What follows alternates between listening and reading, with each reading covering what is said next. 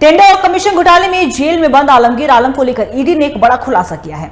PMLA court में ED ने Excel sheet के कुछ पन्ने पेश किए हैं जिसमें विभागवार कमीशन के बंटवारे का जिक्र किया गया है। इसके लिए पूरा सिंडिकेट काम कर रहा था और यह सिंडिकेट कोटवट में कमीशन का हिस्सा बांटता था। छापेमारी के दौरान बरामद दस्तावेजों में सिंडिकेट के माई बाप आलमगीर आलम एम यानी कि मिनिस्टर के नाम से जाना जाता था। पहले देखिए रिपोर्ट, फिर इसके बाद इस पर चर्चा भी करेंगे।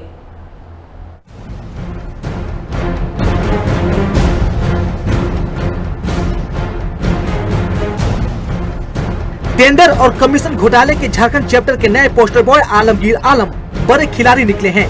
पीएमएलए कोर्ट में ईडी ने कुछ ऐसे दस्तावेज सामने रखे हैं जिससे कमीशन खोरी का पूरा खेल सीधा दर सीधा खुल गया है। टेंडर और कमीशन के इस खेल को चलाने के लिए एक सिंडिकेट काम कर रहा है। इस सिंडिकेट में ग्रामीण विकास विभाग का नीचे से लेकर ऊपर तक हर कोई शामिल है। यहाँ हर किसी का हिस्सा तय है। आलमगीर आलम इस सिंडिकेट के सर्वे सर्वा, कर्ता धर्ता और माई बाप हैं। आलमगीर के ओएसडी रहे संजीव लाल और उसके नौकर जहांगीर के घर से ईडी को नोटों के पहाड़ के साथ कुछ दस्तावेज हाथ लगे थे। ईडी ने कोर्ट में 3 पन्नों का कागजात पेश किया है जिसमें कोडवर्ड में योजना, कमीशन और कमीशन लेने वाले का नाम दर्ज है। सिंडिकेट मंत्री रहे आलमगीर आलम के लिए एम शब्द का इस्तेमाल करता है।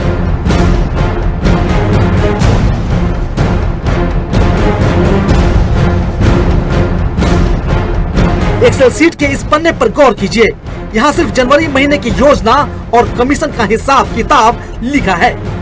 यहाँ सिलसिलेवार एक खांचे में टेंडर की तारीख, एक खांचे में जिला, एक खांचे में योजना का नाम, एक खांचे में ठेकेदार का नाम, उसके बाद के खांचे में योजना की कुल लागत, उसके बाद के खांचे में कमीशन की रकम, ठीक अंतिम खांचे में एम यानी सिंडिकेट के माई बाप और तब के मंत्री महोदय आलमगीर आलम का हिस्सा दर्ज है।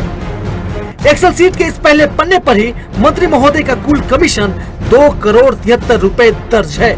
हालांकि ईडी पहले ही कोर्ट को ये बता चुकी है कि ग्रामीण विकास विभाग के चीफ इंजीनियर रहे वीरेंद्र राम ने आलमगीर आलम को 3 करोड़ रुपए कमीशन देने की बात कबूल की है।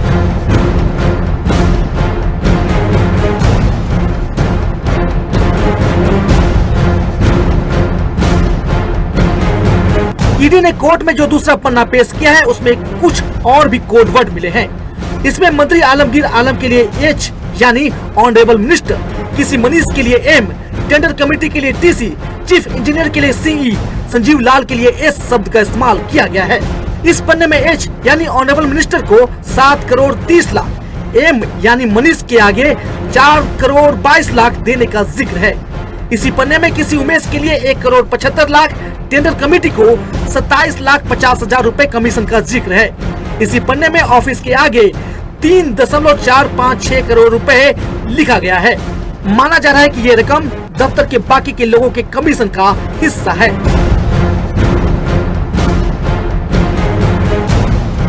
अब इस तीसरे पन्ने पर गौर कीजिए, यहाँ और बहुत कुछ साफ हो जाता है। तीसरे पन्ने पर विभागवार कमीशन लिखा गया है। इसमें स्पेशल डिवीजन से लेकर आरईओ यानी रूरल इंजीनियरिंग ऑर्गेनाइजेशन के साथ साथ संजीव लाल के हिस्से का हिसाब किताब लिखा है। तीसरे पन्ने में ही ठेकेदार राजीव से 30 और 60 मिलने की बात लिखी गई है। ईडी सूत्रों का कहना है कि जहांगीर के घर से मिले 32 करोड़ में 10 करोड़ ठेकेदार राजीव सिंह के थे। ईडी के इस खुलासे के बाद ये भी साफ हो गया है कि भ्रष्टाचार के इस खेल में विभाग का हर कोई शामिल है।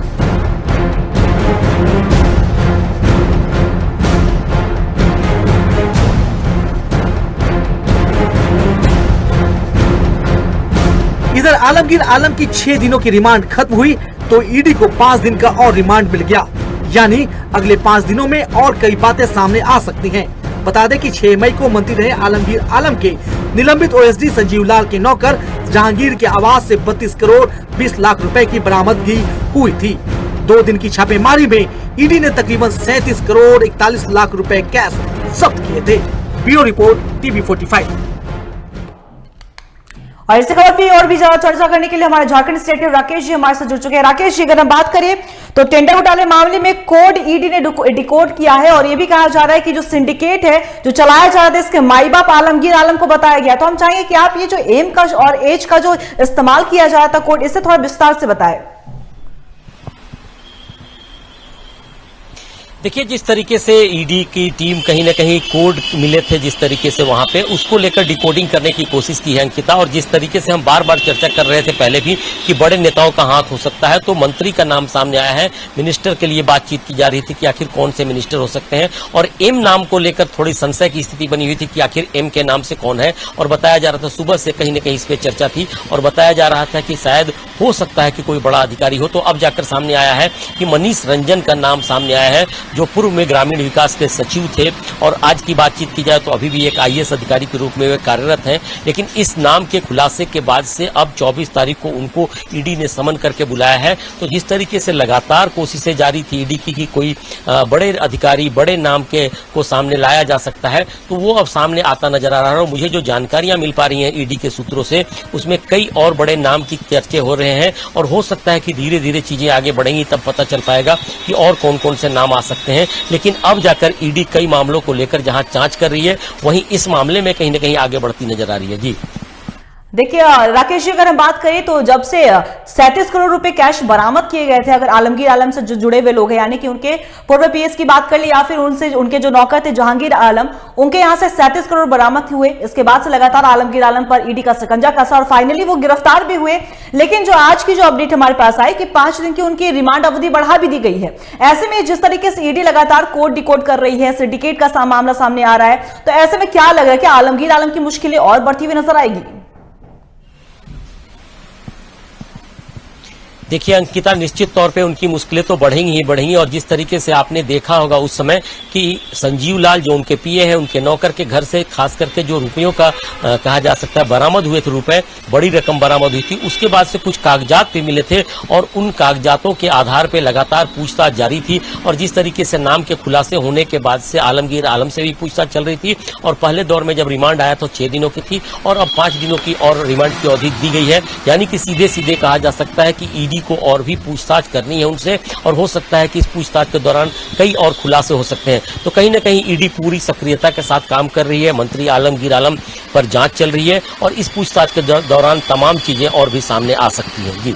जी राकेश जी, आपका बहुत बहुत शुक्रिया तमाम जानकारी के लिए। तो बता दें आपको कि टेंडर और कमीशन घोटाले में जेल में बंद आलमगीर आलम को लेकर ईडी ने एक बड़ा खुलासा किया है। दरअसल ईडी ने एक कोड का यहां पे खुलासा किया है, जिसमें आलमगीर आलम को सिंडिकेट का माई बाप बताया गया है। एक्सेल शीट के कुछ पन्ने भी पेश किए, जिसमें विभागवार कमीशन के बंटवारे का जिक्र किया गया, और इसके लिए पूरा सिंडिकेट काम कर रहा था, और यह सिंडिकेट कोड वर्ड में कमीशन का हिस्सा बांटता था। और छापेमारी के दौरान जो बरामद दस्तावेज हुए थे, उसमें सिंडिकेट के माई बाप आलमगीर आलम यानी कि मंत्री आलमगीर आलम को एम मिनिस्टर के नाम से जाना जाता था। और ऐसे में यह भी कहा जा रहा है कि जिस तरीके से आलमगीर आलम की जो मुश्किलें बढ़ रही हैं, 5 दिनों की रिमांड अवधि बढ़ा दी गई है, अब ईडी उनसे 5 दिन और पूछताछ करेगी, तो साफ तौर पर देखना काफी दिलचस्प होगा कि और कितने नामों के खुलासे होते हैं, और इसके जो तार हैं वो कहां-कहां जुड़े हुए मिलते हैं।